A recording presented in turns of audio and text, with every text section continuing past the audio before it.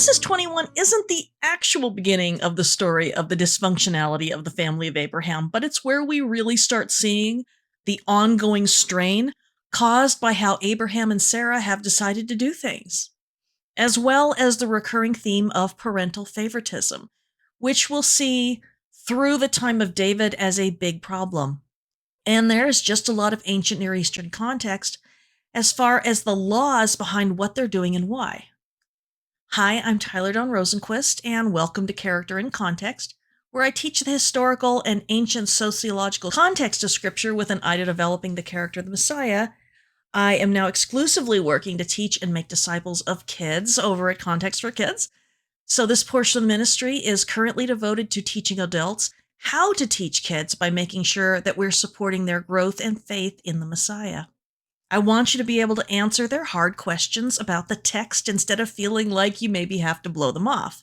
Kids are our full-blown brothers and sisters in Christ, so let's stop sidelining them with cute stories designed to make the people in the Bible look like perfect heroes, and instead teach kids how to take Yeshua, or you may call him Jesus, seriously as the only true hero of the Bible, and the greater Moses, greater temple, and greater prophet whom Matthew tells us he is. I still have a ton of more advanced teachings for grown-ups at theancientbridge.com and on my YouTube channel and here on this podcast channel. I also have curriculum books and all that jazz available on Amazon. All scripture this week is from the CSB, the Christian Standard Bible, which I don't tweak the way I tweak it for the kids, because, I can't want you guys to be able to handle the Bible. Now, we have 3 stories going on here in chapter 21 of Genesis. First of all, Sarah finally gets pregnant and has a baby in an account that is shockingly short, considering we've all been waiting for this birth since the end of chapter 11.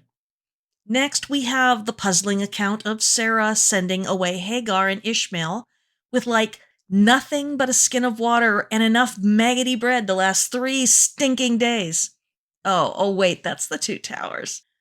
Finally, we have part 2 of Abraham's dealings with King Abimelech of the Philistines, who realizes that although Abraham cannot be trusted, he is indeed favored by his God. Thank goodness there is nothing in here that the young kids can't hear as it was in the last 2 chapters, but I won't be teaching it at kid level today, otherwise it would take me a month. We have to talk about ancient Near Eastern law codes and what they reveal to us about Sarah's rights and expectations under ancient Near Eastern law, as well as Hagar's rights. Remember, Torah is not yet given, and so any law we find in the Torah cannot automatically be understood as being self-evident to Abraham and Sarah. Indeed, many of the decisions made in Genesis are quite baffling, until the discoveries over the last 150 to 200 years of the various law codes from the Sumerians, Babylonians, Assyrians, and Hittites. A terrific book I recommend on this is Martha Roth's Law Collections from Babylonia and Asia Minor, and I have a link in the transcript. I read it from cover to cover about 10 years ago, and it is just so good. All these aha moments for sure. And after you read Hittite law, you will know why Isaac and Rebekah were so miserable with Esau's wives. Gotta say, no one should have to write a special law telling people not to bite off other folks' noses, okay? So immediately, right off the bat, we have God remembering Sarah, which means, it doesn't mean he'd forgotten about her, it means that he's acting on her behalf, okay? Who then gets pregnant with Isaac and gives birth in 2 sentences. Boom, Ancient Near Eastern writings, or first century writings for that matter, aren't always in order and will often be grouped by topic. If you've ever read Jeremiah, then you know it's like being a companion of Doctor Who going backwards and forwards. And we can tell this by the names of the kings being addressed. Also, the Gospels are notoriously grouped so as to bring together parables or events in order to make a point. And so we really don't have any idea about the actual chronology Even though some people have tried to put it together, a lot of wishful thinking and assumptions have to go into something like that. That wasn't important to them. Now, the point of ancient writings was to relate truth to the audience, not accuracy. They're entirely different things sometimes. Modern histories operate by different rules that would have bored the biblical authors to death and back. We can't impose our modern sensibilities and standards backward onto them and judge them for not measuring up to the rules we made up and decided were valid during and after the Enlightenment. We gotta let the Bible be the Bible, which was written for our benefit, but not to us or by us or in our language or style or anything. Doesn't mean that we all can't learn to be God's image bearers from the text as it is in whatever translation we have, but it does make the context very confusing at times. Let's look at the account of Sarah's long-awaited pregnancy. The Lord came to Sarah as he had said, and the Lord did for Sarah what he had promised. Sarah became pregnant and bore a son to Abraham in his old age, at the appointed time God had told him. So why did I point out that the Bible isn't always telling stories in order? Well, because Sarah might or might not have been pregnant already when Abimelech took her. If not, then we have an extremely narrow window for them moving everyone and everything south from Hebron to Beersheba, along with Sarah being taken and Abimelech and his household suffering from some sort of something that was keeping all of them from having babies, and then Sarah being released. That's a lot needing to happen within a paltry 3 months, give or take a few months, as the promise was that Sarah would be a mom about this time next year. And I have my reasons for believing that she might, well, already be pregnant. I mean, this was a miracle, right? But we know from Genesis 17 that Abraham wasn't rejoicing over the prospect of Sarah having a son who would displace Ishmael, whom he loves and wants for his heir. Sarah heard the promise, and legally, Abraham could not deny her conjugal relations in pursuit of that promise.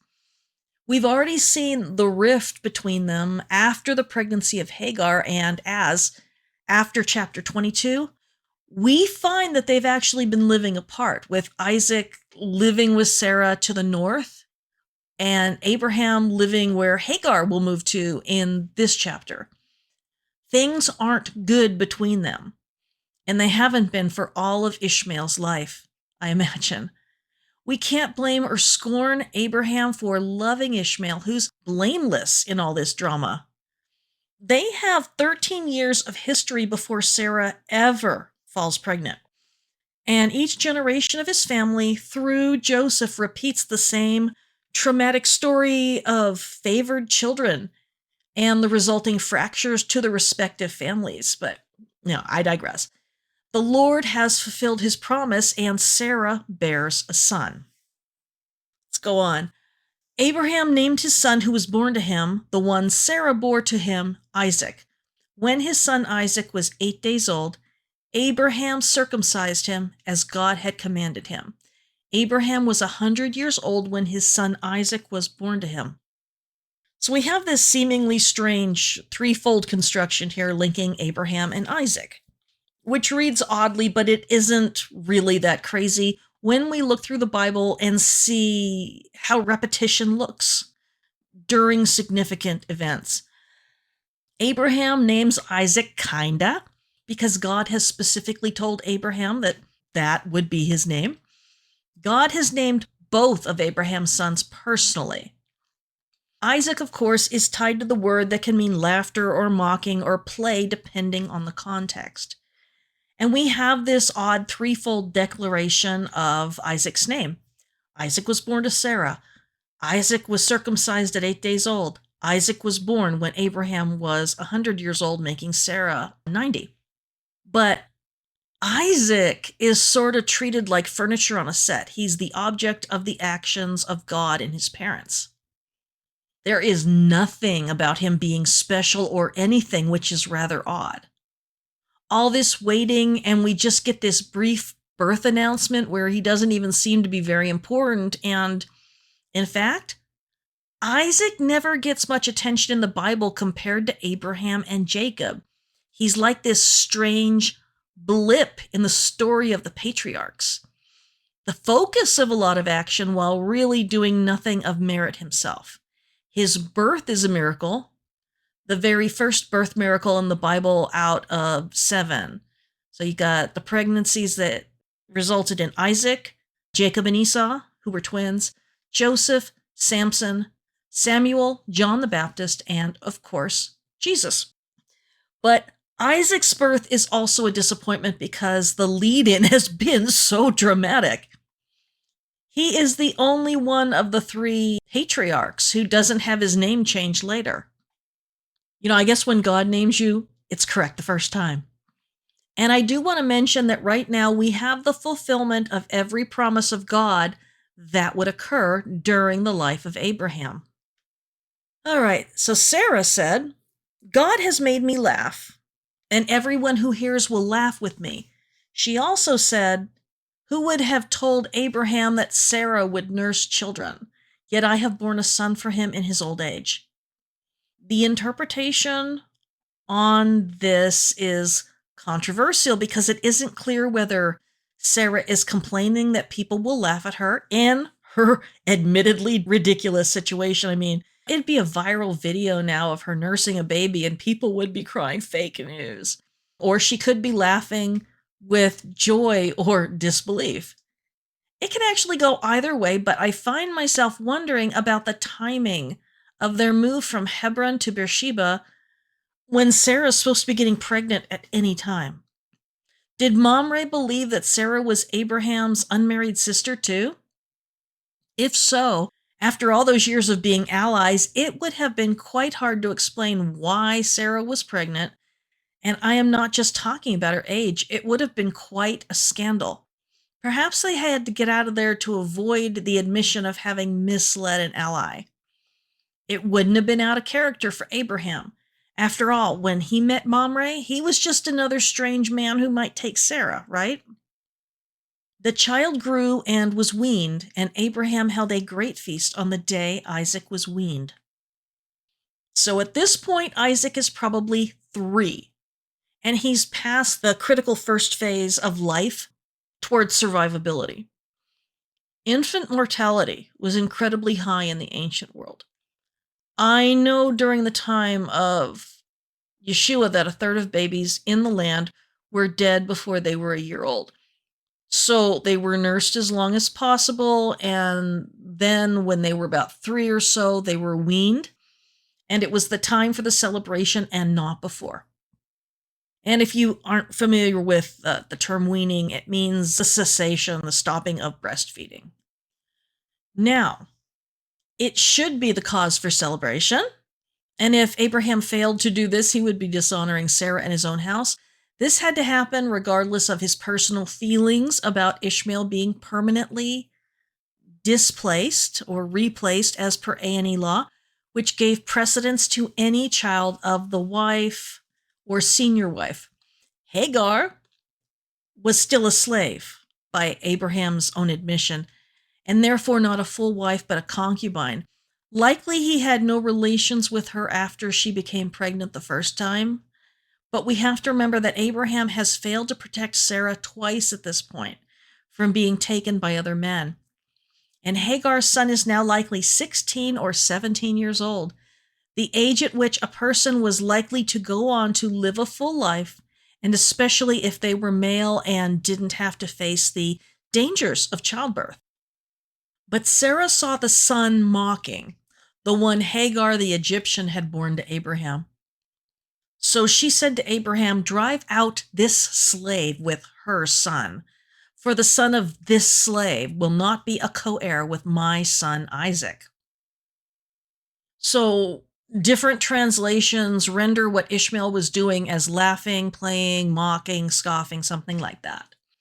This had to be an incredibly tense situation, as Ishmael had been raised for 13 years with the understanding that he was not only the only heir of his father, but the only possible heir. We can scarcely imagine how his life changed at the birth of Isaac.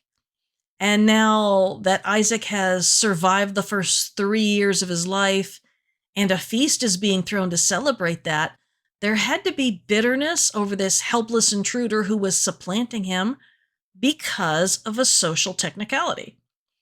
Now, Isaac is simply the second son of Abraham, despite being older, and he has a slave for a mother. And Sarah was having none of it, undoubtedly still unhappy about Hagar's rebellion and all of those years watching Abraham love and raise Hagar's son. She doesn't even call Ishmael Abraham's son, but the son of this slave. I can't overemphasize the shame of being childless in the ancient world, and although we can rightly look upon what's happening as cruel, ancient Near Eastern law, and specifically the law code of Lipit Ishtar, gave Sarah the right to send Hagar away in return for her freedom. Abraham had conceded long since that Hagar belonged to Sarah to do with as she pleased back in chapter 16. So let's look at section 25 of the Code of Lipit Ishtar.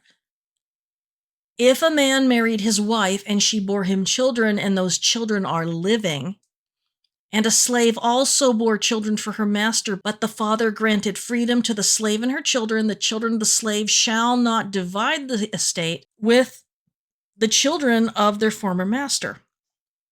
But let's look at this from Sarah's point of view. Remember, this is a mess of her own making, but it's still a mess that needs a resolution. You know, any parent today would look at this and think, oh, can't Isaac just get the double portion and leave a third to Ishmael? They'd both be wealthy and well cared for. What can we imagine going through Sarah's mind as an ancient Near Eastern woman? She's 93-ish at this point and has no idea when she or her 103-year-old husband might die. Can she trust Abraham to make Isaac his heir? Can she trust Abraham to protect Isaac from Ishmael, a toddler from a nearly grown man? Does she believe that Abraham's love for Ishmael gives him a blind spot as to the potential danger? Can she imagine a scenario where Ishmael might take revenge on Isaac for Sarah's abuse of Hagar over the years? Things aren't okay here, and so for the second time, Sarah is going to assert her legal rights in the region. The first time was when she gave Hagar, whom she has never once referred to by her name. Okay, she doesn't use Hagar's name. She gave Hagar to Abraham as a surrogate so that Sarah could have children. That was her legal right under the laws of the land, as Hagar was her property and Abraham couldn't legally deny Sarah children. Now, Sarah is asserting her right to manumit her slave girl, which means to release her from slavery and send her away. Abraham was in a real pickle according to the laws they were raised with. This was their normal, their context. It was an insanely cruel world, which is why God was starting to change it with just one family. But it's going to be ugly, and the consequences are going to be long-lasting, as we will clearly see throughout Genesis. Most importantly, I want you to notice the phrase drive out. So drive out the slave woman and her son. It's what we also see with the expulsion of Adam from the garden, and it's how Cain refers to God's punishment, barring him from working the ground. This is our third exile story, which is a big theme throughout the entire Bible. Okay, let's go on. This was very distressing to Abraham because of his son, but God said to Abraham, do not be distressed about the boy and about your slave. Whatever Sarah says to you, listen to her, because her offspring will be traced through Isaac, and I will make a nation of the slave's son because he is your offspring. Displeasing to Abraham, you think? Notice it doesn't say sons, but just son in the singular. When it comes to Abraham and Isaac, it is generally Sarah and God who refer to Isaac as Abraham's son. But when it is coming from Abraham, the word son is more likely to be used with Ishmael. No shock there. An ancient Near Eastern man isn't going to have any sort of real relationship with a 3-year-old. But Ishmael is practically a man. They have history. Abraham desperately loves Ishmael, and so he should. Whenever Yahweh speaks to Abraham about Ishmael from now on, he calls him the boy, but calls Isaac Abraham's son, and especially in chapter 2, when we look at the Akedah, the binding of Isaac. The situation they forced on Hagar, even though it was technically more honorable in the ancient Near East to be a concubine instead of simply a slave, had created such a complex mess that it appears all the relationships within the family have suffered. Did Abraham resent Isaac? Did he resent Sarah? Did he still desire his heir to be Ishmael? One thing for sure, he didn't want to send his son away, and it would have been heartless if he had wanted to do that. But God had to give Abraham a reality check. No matter how Abraham felt about it, Isaac would be his heir.